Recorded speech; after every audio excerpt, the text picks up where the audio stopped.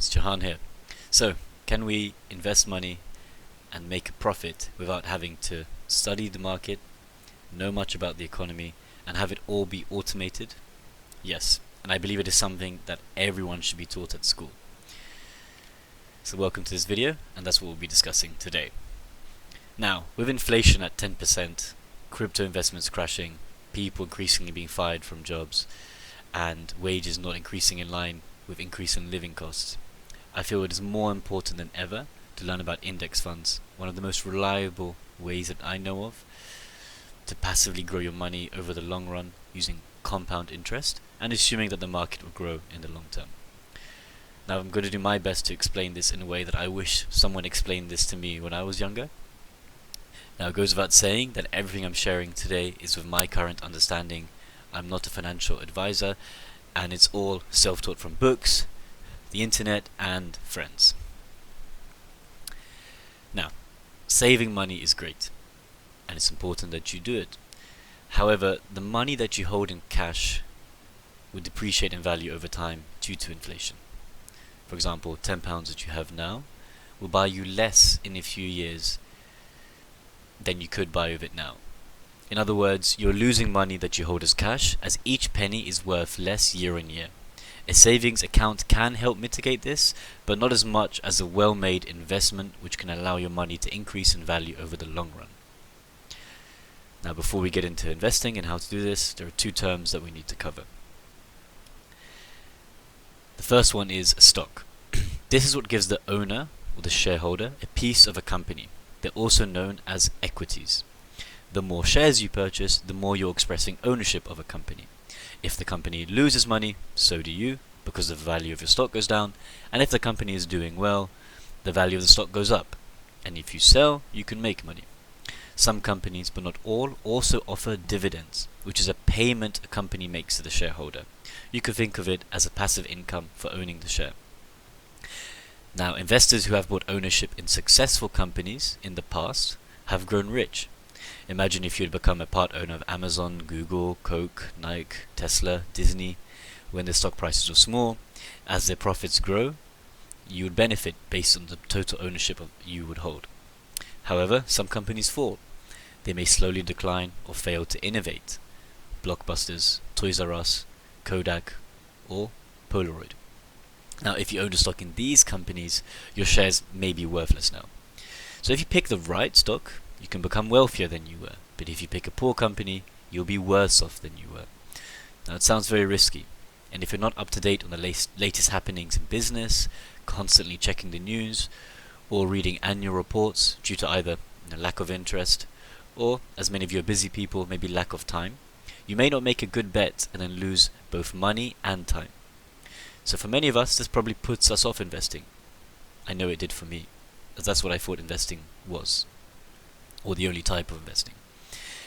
Now, another common type of investing is bonds, which represents a loan made by an investor to a borrower.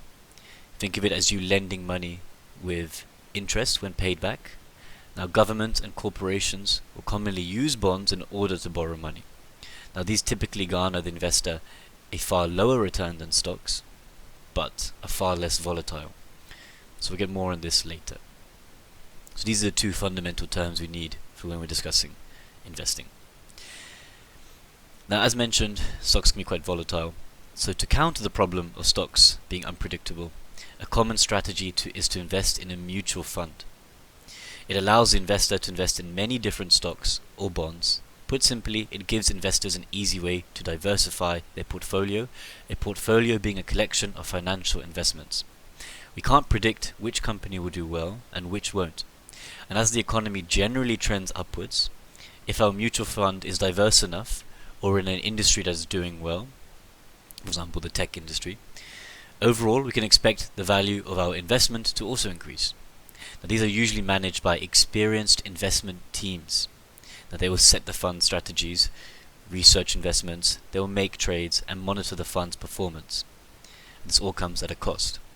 Now, these are known as actively managed funds, because someone is actively managing them. However, as Warren Buffett said, when trillions of dollars are managed by Wall Streeters charging high fees, it will usually be the managers who reap outsized profits, not the clients. both large and small investors should stick with low-cost index funds. This is because mutual funds, over the long run, eat into a lot of your profits due to their fees. This leads us to the hero of today's video, John Bogle, who felt that the average investor would find it difficult or impossible to beat the market over time, and may not be able to afford mutual funds. This led him to prioritize ways to reduce expenses associated with investing in diverse funds. To solve this, he started the world's first index fund. So what is an index fund? Similar to a mutual fund, it is a diverse investment portfolio. However, it is not managed by a fund manager, but rather it's a form of passive investing. It simply tracks the market, heavily reducing the need for costs. For example, the most famous one is the S&P 500 index fund, and it tracks the 500 best companies in the States, in America. A great explanation from the YouTuber Mark Tilbury, and a great channel, highly recommend checking, is to think of an index fund as a sports league. So the better your team performs, the higher up they'll be on the list. And if a team does poorly, then they may even be removed or relegated from the list. This is similar to how an index fund works, but replace sport teams with companies. So using the S&P 500 index fund, we have the 500 companies that manage to stay on the list, with those underperforming potentially leaving the list and being replaced with a new company. Now the beauty of an index fund is you can invest in all the companies in the fund with one investment, and the fund will track the index for you automatically, and the better performing companies will make up for those performing badly, and the average return over the long run will be positive. So far, no one has lost money investing in the S&P 500 when investing for at least 20 years. Many index funds also benefit from compounding. Compounding is a mathematical phenomenon that helps your investments to grow more quickly, by paying a return not just on the money you invest, but also on the money you previously invested and on the money in turn you made on those earlier investments. It's akin to a sort of snowballing effect. Now it's important to figure two questions before you go into this type of investing. How close are you to retirement or to no longer having a source of income? 1. And 2, how much effort are you willing to put into managing your asset allocation? In other words, how much do you want to automate, invest and forget, and how much do you want a hands-on approach? Now for anyone close to retirement, you'll want your index funds to have bonds in them, as bonds are more reliable and a consistent return, where stocks can crash and drop if the economy suffers a recession or a pandemic. And although the stocks will likely return and grow, there will be a time where you can't rely on them as a source of income. So if you are still working and not set to retire within 5 years, then you want your fund to be more focused on stocks. If you are close to retirement and won't have a source of income aside from your investments, that you're living off your investments, then you want your fund to be more focused on bonds. So when people want to live off their investment, they might pull out a percentage, live off that, and then what they left in the investment will regrow. However, if the economy is in a recession, then it won't regrow if it's relying on stocks, because the stocks will be subjective to how the economy is doing.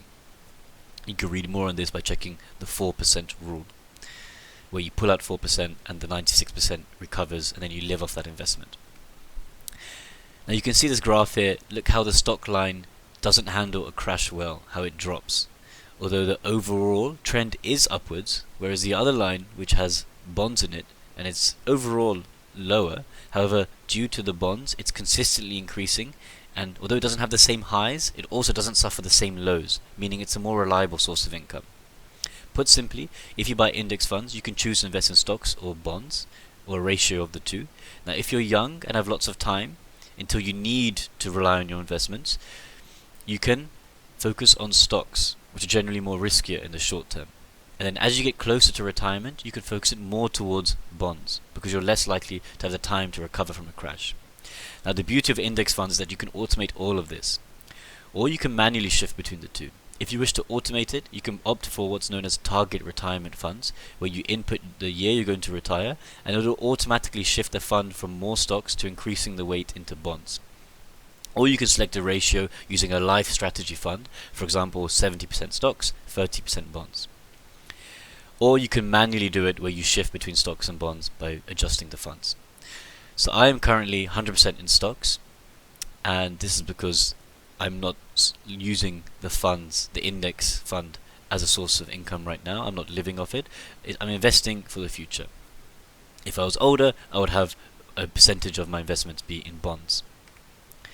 Now, if you're not close to retirement, but you are planning to use the money within 5 years, you want to treat it in the same strategy as someone close to retirement would. Because if you're going to use that money within 5 years, it won't recover if a recession hits, based on historical data.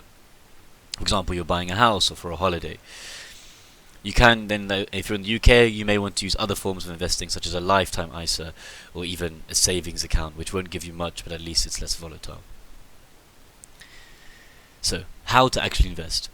Now, there are two options depending on how much risk you feel comfortable taking on.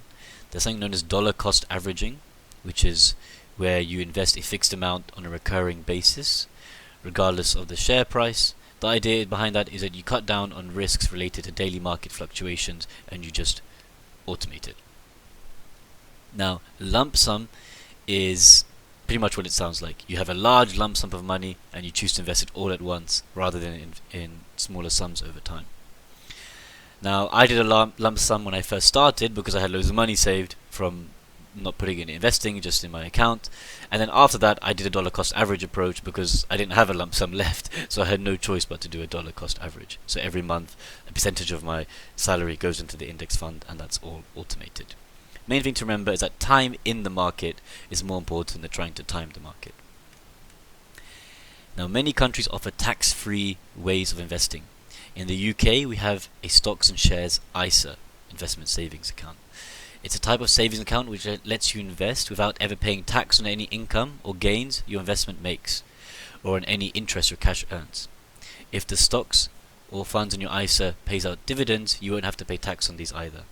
Now, you can put up to £20,000 in total into all of your ISAs you hold each tax year, which runs from the 6th of April one year to the 5th of April the following year. This is your annual ISA allowance. You can split the amount however you like across the different ISA types. You can also have more than one investment ISA, but you can only pay into only one each tax year. So if you have a LISA, however much you put into your LISA will be included in a £20,000 limit. So if you had £4,000 in your LISA, you can only do £16,000 into your ISA.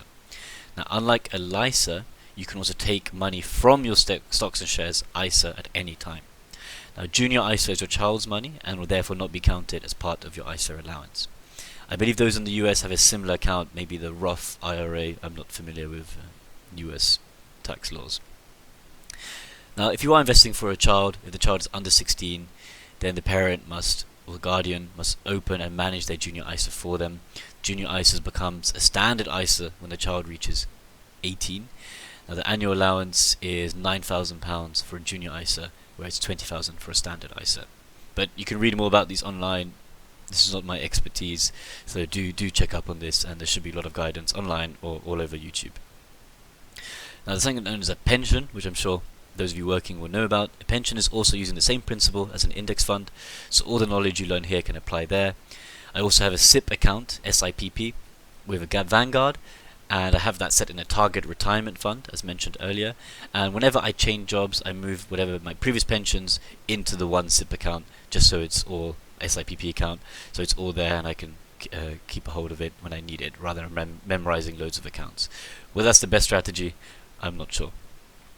Now, for more information, aside from YouTube and the internet, which you can search for, I highly recommend the following books.